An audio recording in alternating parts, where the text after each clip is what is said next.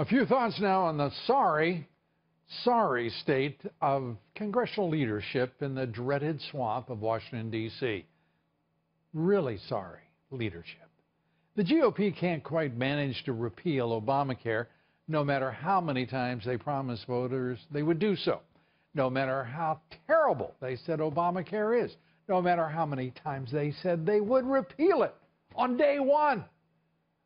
I hate to be the one to tell them, but it's now day 171, not day one, and still no action. The House, at least, voted 68 times when it didn't count to repeal, to defund, or delay Obamacare. That's since January of 2011. Imagine that.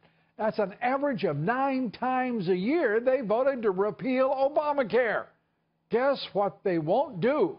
They won't repeal Obamacare. The latest vote came in May after Speaker Ryan failed to put together enough votes for the bill in March. And now they apparently can't bring themselves to repeal Obamacare when it does count. Senate Majority Leader Mitch McConnell, did I mention that he's been in the U.S. Senate for 32 years? Since 1985. Think about that. He has been there almost as long as the Washington Monument, for crying out loud.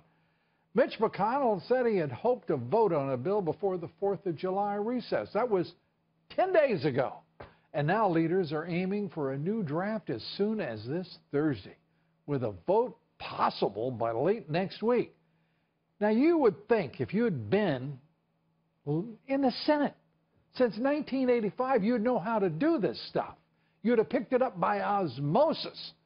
But this, of course, is all just a goal. The timeline could easily slip, we're told.